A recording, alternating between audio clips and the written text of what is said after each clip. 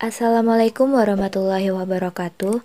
Dalam mata kuliah Hukum Acara Peradilan Agama yang diampu oleh dosen Ibu Hikmah SAG MSy, kami dari kelompok 3 yang beranggotakan Ahmad Saifur Rahman dan Siti Maulida ingin menyampaikan materi kami yang berjudul Gugatan dan Permohonan. Baiklah, tanpa berlama-lama untuk penjelasan pertama itu akan saya jelaskan. Nanti dilanjut oleh teman saya Ahmad Saifur Rahman. Sebelumnya penting untuk kita ketahui pengertian dari gugatan itu sendiri. Di sini kami mengambil beberapa pakar ahli yang mengemukakan pendapatnya mengenai pengertian dari gugatan. Jadi menurut Darwin Prince SH, gugatan itu adalah suatu upaya atau tindakan untuk menuntut hak atau memaksa pihak lain untuk melaksanakan tugas ataupun kewajibannya. Gunanya adalah untuk memulihkan kerugian yang diderita oleh penggugat melalui putusan dari pengadilan. Kemudian menurut Profesor Dr. Randus Sudikmo Mertokusumo SH, beliau mengemukakan bahwa gugatan itu adalah tuntutan hak, yaitu tindakan yang bertujuan untuk memberikan perlindungan, yang mana perlindungan itu diberikan oleh pengadilan untuk mencegah perbuatan main hakim sendiri atau engine writing.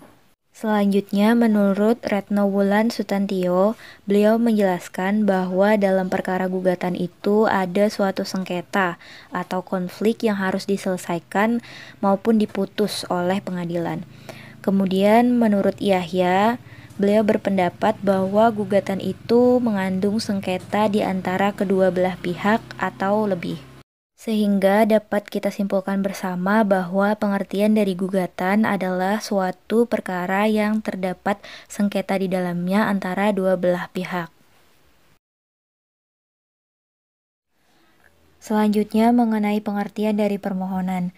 Jadi yang dimaksud dengan permohonan itu adalah suatu perkara yang tidak ada pihak-pihak lain yang bersengketa di dalamnya. Menurut Retno Wulan, beliau menjelaskan bahwa dalam perkara yang disebut permohonan, itu tidak ada sengketa. Kemudian hakim hanya mengeluarkan suatu penetapan, atau yang biasa disebut dengan putusan deklaratoir, yaitu putusan yang bersifat menetapkan dan menerangkan saja. Kemudian di sini Yahya Harahap juga menjelaskan bahwa permohonan atau volunteer adalah permasalahan perdata yang diajukan dalam bentuk permohonan, yang mana surat tersebut ditandatangani oleh pemohon atau kuasanya yang ditunjuk kepada Ketua Pengadilan Agama. Jadi surat permohonan itu berisi tuntutan hak perdata oleh satu pihak yang berkepentingan terhadap suatu hal, misalnya terhadap penetapan asal-usul anak, pengangkatan anak, dispensasi nikah, pengesahan nikah, dan sebagainya, yang mana hal tersebut tidak mengandung sengketa. Selanjutnya mengenai formulasi gugatan atau permohonan. Yang dimaksud dengan formulasi surat gugatan atau permohonan itu adalah perumusan surat gugatan atau permohonan yang dianggap memenuhi syarat menurut ketentuan hukum atau perundang-undangan yang berlaku. Jadi di dalamnya itu ada berisi identitas para pihak, penggugat atau pemohon, dan tergugat atau termohon. Jadi penyebutan identitas dalam surat gugatan atau permohonan itu merupakan syarat keabsahan surat tersebut, sehingga apabila surat gugatan atau permohonan tidak menyebutkan identitas para pihak, bisa mengakibatkan surat gugatan atau permohonan itu tidak sah dan bahkan dianggap tidak ada. Dalam pasal 118 ayat 1 HIR, identitas yang harus dicantumkan itu cukup memadai sebagai dasar untuk yang pertama menyampaikan panggilan dan yang kedua menyampaikan pemberitahuan. Kemudian isi dari identitas yang wajib disebut itu cukup meliputi yang pertama nama lengkap, kemudian yang kedua alamat atau tempat tinggal, dan yang ketiga atau penyebutan identitas lain.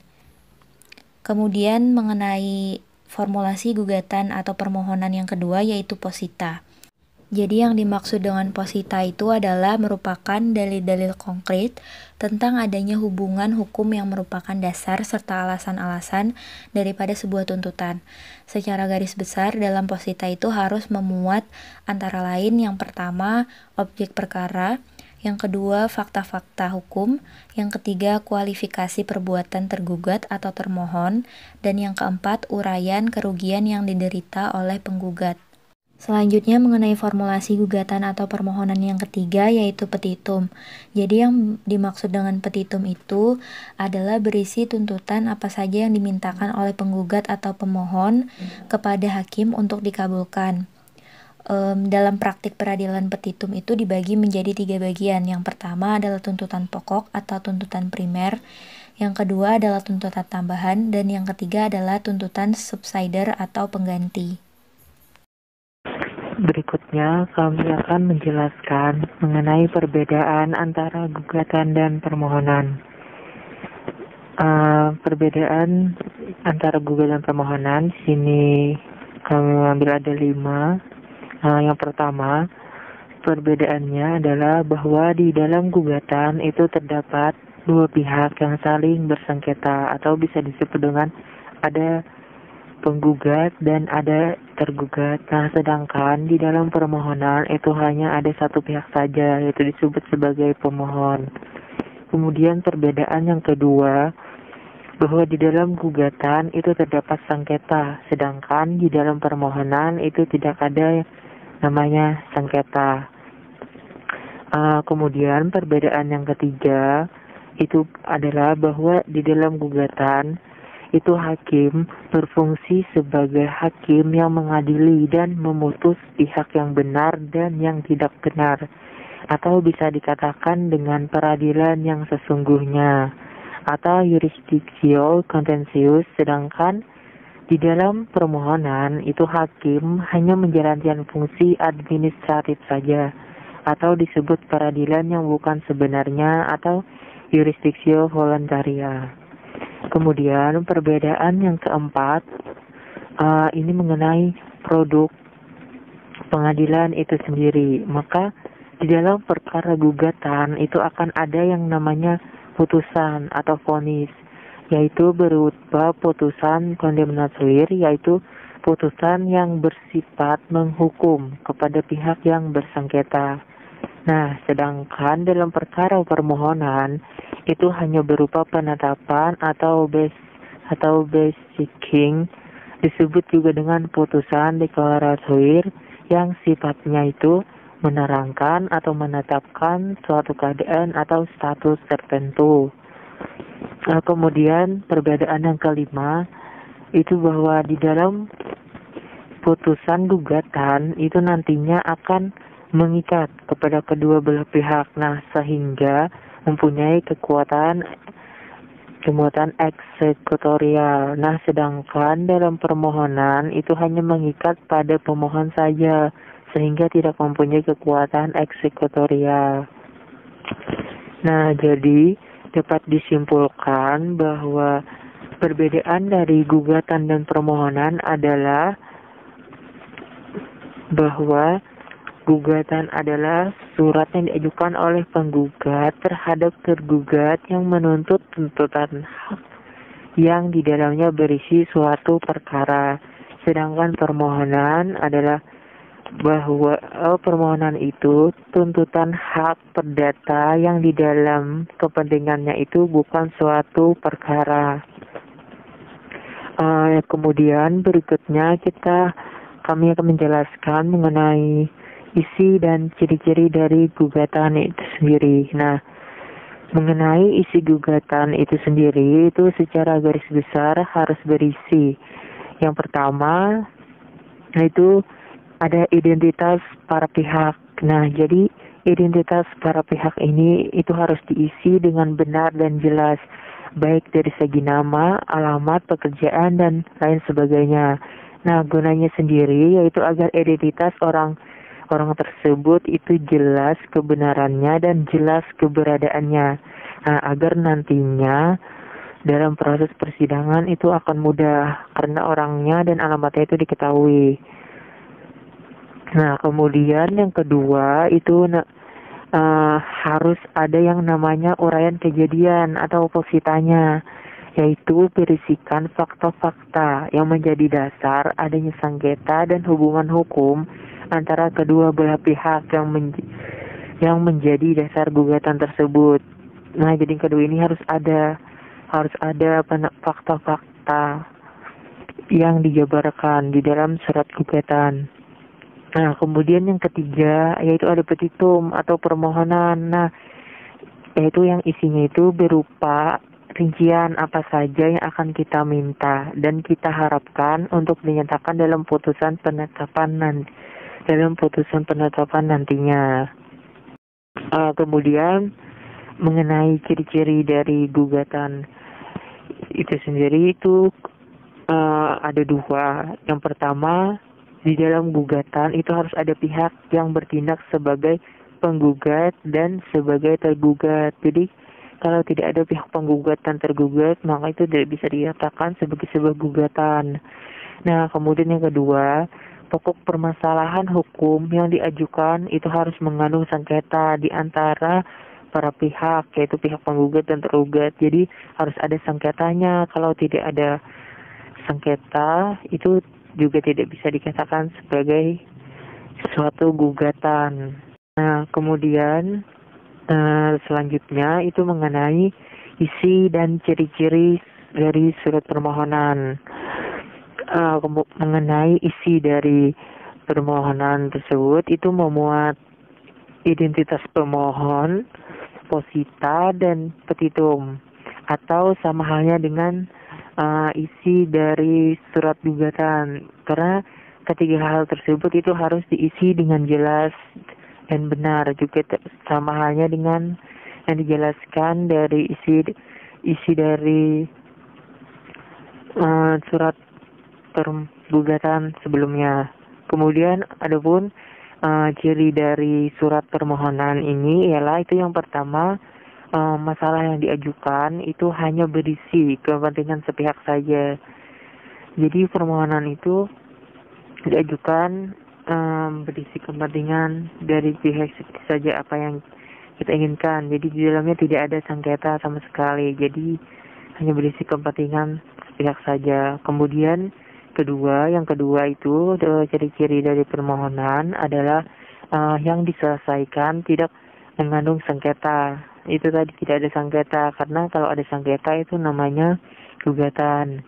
Nah, dan ciri yang ketiga itu adalah tidak ada pihak lain atau pihak ketiga yang dijadikan lawan. Nah, jadi di dalam permohonan ini tidak ada lawan, karena itu tadi hanya berisikan kepentingan sepihak saja. Kemudian berikutnya kami akan menjelaskan mengenai tata cara pengajuan gugatan atau permohonan ke pengadilan agama.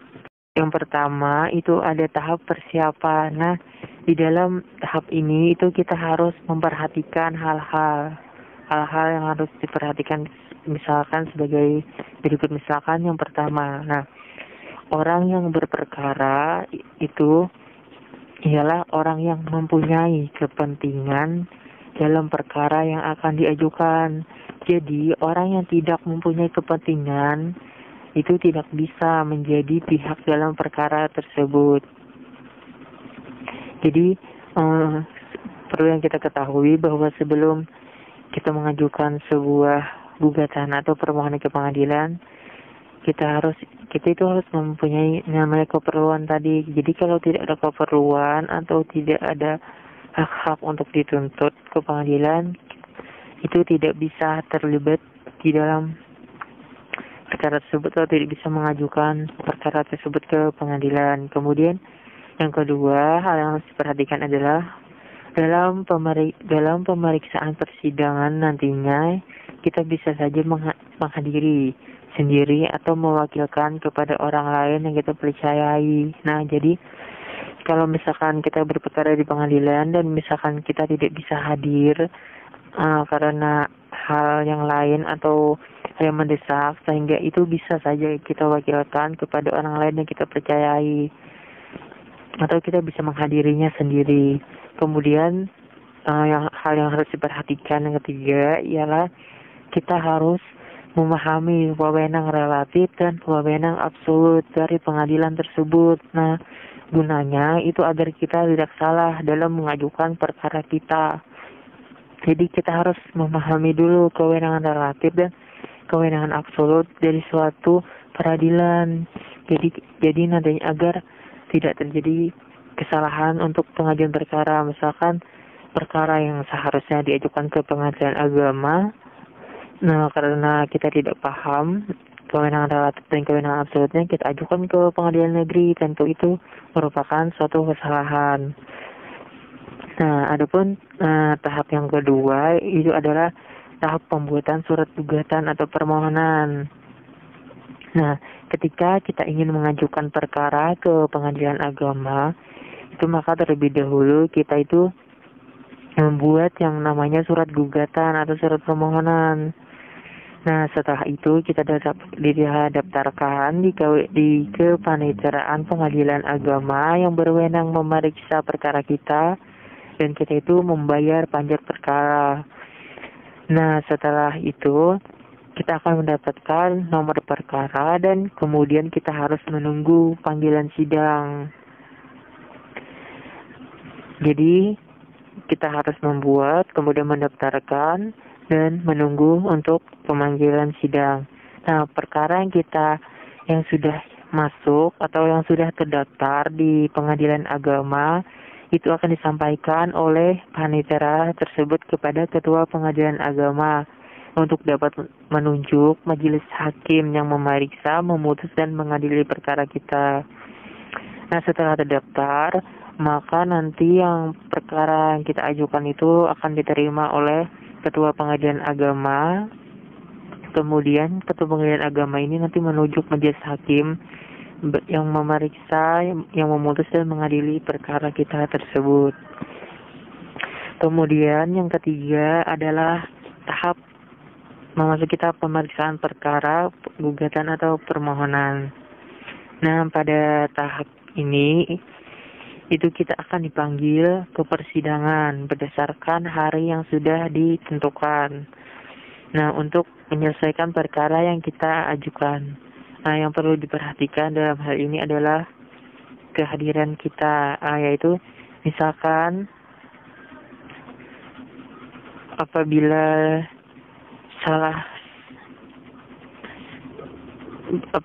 salah satu pihak atau kedua belah pihak tidak hadir, itu maka persidangan itu ditunda dan ditetapkan hari sidang berikutnya. Nah, kepada pihak yang hadir itu diperintahkan menghadiri sidang berikutnya tanpa dipanggil, dan yang tidak hadir dilakukan panggilan sekali lagi. Nah, jadi maksudnya di sini misalkan kita dipanggil pada hari Sabtu misalkan, kemudian yang hadir itu hanya misalkan dari dalam perkara gugatan, misalkan jadi yang hadir itu hanya dari pihak penggugat saja, sedangkan pihak tergugat tidak hadir. Nah, maka itu sidang akan ditunda dan ditetapkan hari sidang berikutnya. Jadi dari pihak si penggugat ini nantinya itu diperintahkan hadir lagi di sidang berikutnya, tapi tanpa melalui pemanggilan karena sudah pemberitahuan. Nah, sedangkan untuk yang pihak tergugat dan tidak hadir tersebut itu maka dilakukan lagi pemanggilan sekali lagi, pemanggilan secara langsung. Nah, batas pemanggilan ini itu hanya 3 kali saja. Apabila 3 kali tersebut tidak hadir, maka nantinya yang akan terjadi adalah misalkan si penggugat yang tidak hadirnya itu si penggugat misalkan, maka gugatannya tersebut itu akan gugur. Apabila si tergugat tidak hadir, maka nanti akan dilakukan yang namanya putusan first take.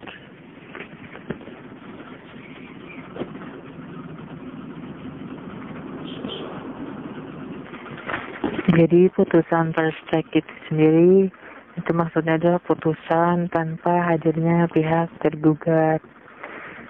Demikian pemaparan makalah kami.